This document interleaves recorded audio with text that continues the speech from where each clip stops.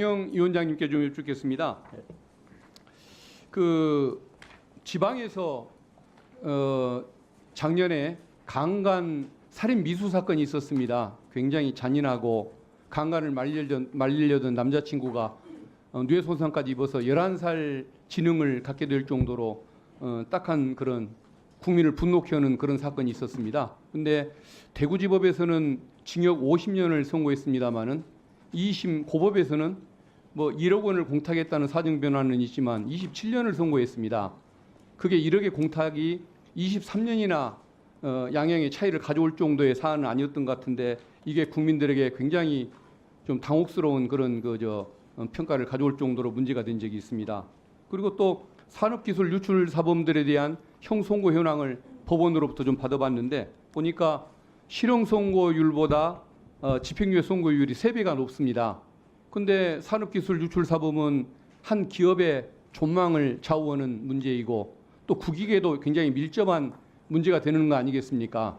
그러면 형량이 좀 높아야 정상일 것 같습니다. 근데 우리 양형제도를 기준제도를 도입한 이유가 양형의 합리성 문제도 있고 또 하나는 대구 사건처럼 어느 형량이 맞았는지는 알 수는 없겠지만 지나치게 이렇게 차이가 나는 양형의 편차 이걸 극복하기 위한 의도도 있다는 생각이 듭니다. 1분만 더 주시면. 네.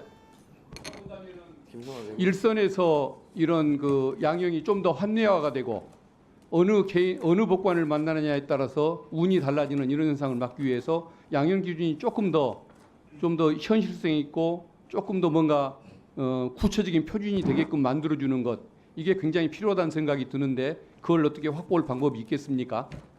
네, 저희가 원래 양형 기준이 제도가 어느 나라든지 시행되기 된 가장 큰 이유가 양형 편차를 줄이려고 하는 것이고 저희도 그것을 위해서 많이 노력하고 있습니다. 다만 아까 말씀하신 건 강간 살인 미수 사건 같은 경우에는 1심과 2심의 차이인 것 같고 그건 구체적인 사안이어서 제가 말씀드릴 수는 없지만 그 양형이 어떤 것이 맞는지는 승급 제도를 통해서 아마 다시 판단 받을 수 있을 것 같고요.